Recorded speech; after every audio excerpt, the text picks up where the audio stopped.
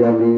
নবী বলেন, ও সাহাবীরা, তোমরা যদি জানতে চাও ওই দলটা কারা যারা জান্নাতে যাবে, আমার নবী জবাব দিয়ে দেয়, যারা আমি নবীর সুন্নতের অনুসরণ করবে।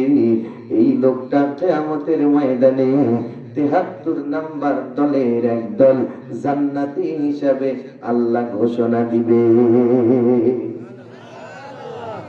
এখন জানার বিষয় হলো ৭২ দল যারা জাহান্নামে যাবে, এরা কি কাফের? না না। এরা কি মুশরিক? না না। এরা কি অন্য ধর্মের মানুষ? তাও না। এরা কি ইহুদি? তাও না। এরা কি নাস্তিক? তাও না। নবী বলেন, সবাই হবে মুসলমান, সবাই দাবি করবে আল্লাহ এক, নবী এক, সবাই নিজেকে ইসলাম ধর্মের দাবি করবে, কিন্তু মানার দিক দিয়ে তারা হবে ৭৩ ভাগ। কয় ভাগ? খুব ভালো করে বুঝেন আমার বন্ধুরা, পৃথিবীর এই জমিনে কত রকমের ফিতনায় আমরা জর্জরিত। আমরা শুধু আরেকজনের ভুল খুঁজি, নিজের মধ্যে যে কত নোংরামি এটা দেখি না। আমাকে পরিবর্তন করতে হবে, তারপরে অপরের ফিকির করতে হবে। ক্ষমতার আইন জোরে বলেন কার? আরো জোরে বলেন কার? আল্লাহ পাক বলেন, কু আনফুসাকুম ওয়া আহলিকুম নারা।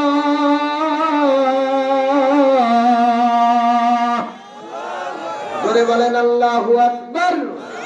আল্লাহ পাক বলে, মুমিন, তোমার নিজেকে আগে জাহান্নাম থেকে বাঁচাও, এরপর তোমার পরিবারকে জাহান্নাম থেকে বাঁচানোর চেষ্টা করো।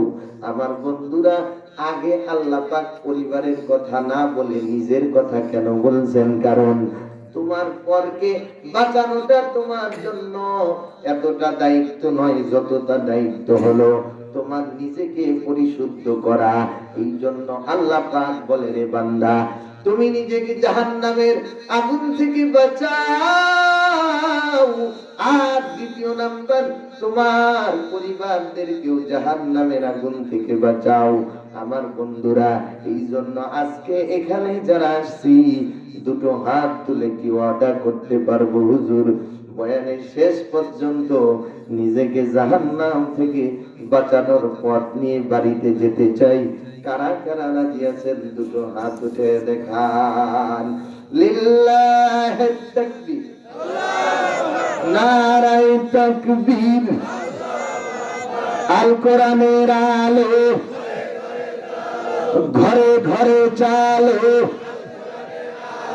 মসজিদ মাদ্রাসা যেখানে, আল্লাহর ওলিরা যেখানে, নারায়ে তাকবীর।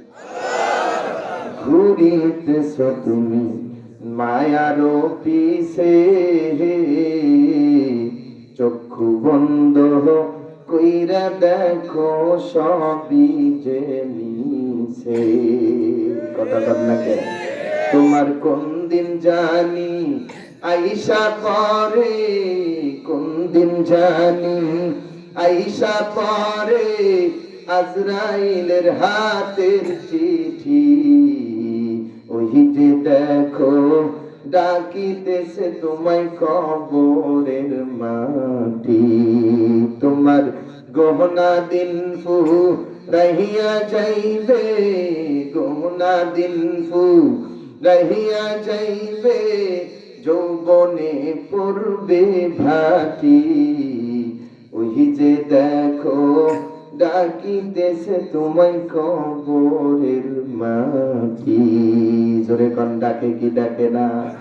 খবর পাইয়া আসবে আত্মীয় স্বজন, তোমার পাশে বৈশা তারা করিবে ক্রন্দন। কথা কর না কে?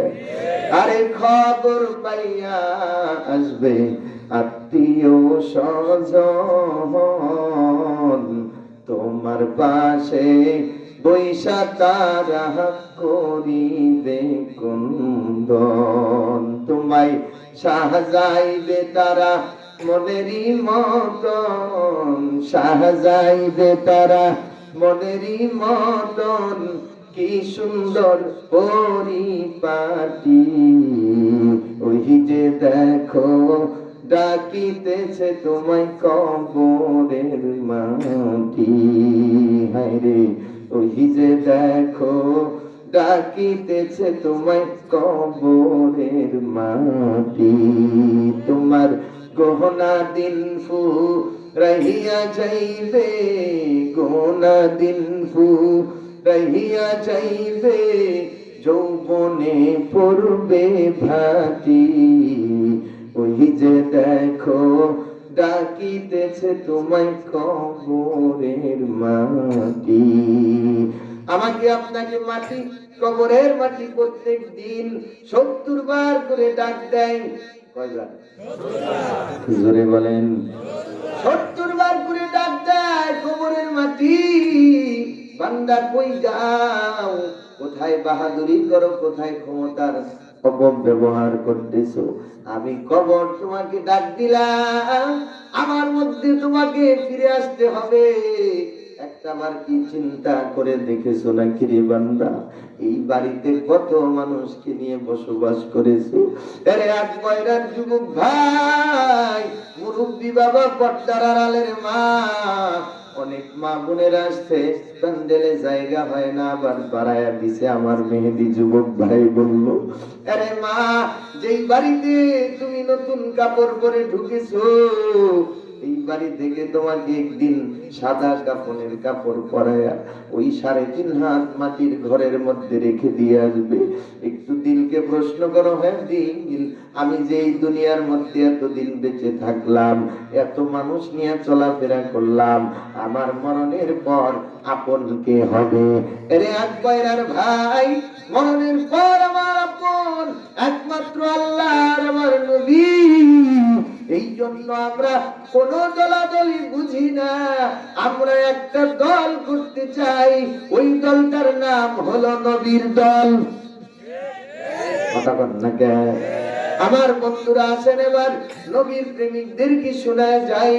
আল্লাহ নবী বলেন, 2 নাম্বার যাদের দিয়ে আল্লাহ জাহান্নাম শুরু করে দিবেন, তারা হলো শহীদ, যারা নিজেকে শহীদ হিসাবে দাবি করে।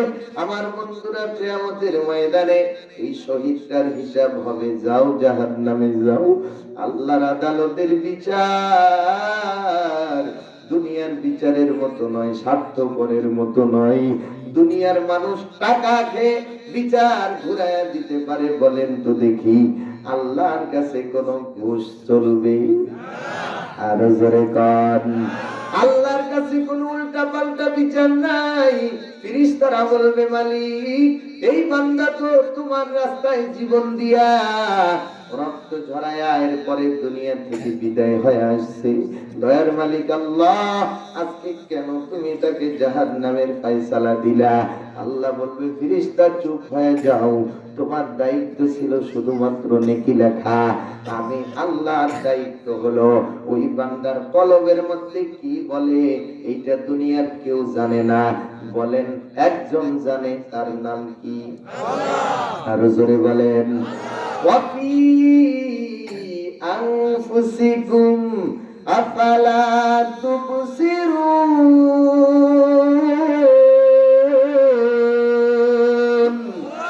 আল্লাহ পাক বলে, রে বান্দা, কোথায় খুঁজো?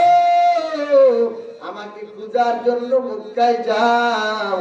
আমি তো শুধু মক্কায় থাকি না রে বান্দা, আমি তোর কলবের মধ্যেই থাকি। আল্লাহ পাক বলে, রে বান্দা, আমি তোর কলবের মধ্যে আছি। বান্দা, তুই বুঝো না, এই জন্য আমাকে চিনেও নিতে পারো না। আল্লাহর ওলিরা বলেন, এজন্য মান আররাফা নাফসাহু ফাকাদ আররাফা রাব্বাহু, যে নিজেকে চিনলো সে তার আল্লাহকেও চিনলো। কথা বল না কে? আমার বন্ধুরা, শহীদকে আল্লাহ জাহান্নামের ফয়সালা দিবেন। 3 নম্বরে আল্লাহ বলবেন, দানবীর। কি বীর? কথা বল না কে? কোটি কোটি টাকা দান করে মসজিদ বানাইলো, মাদ্রাসা বানাইলো, কবরস্থান বানাইলো দানকারী। আমরা তো মারহাবা দিয়ে দেই, টাকা দেখলে পাগল হয়ে যাই। কত টাকা দান করলো, কত টাকা দান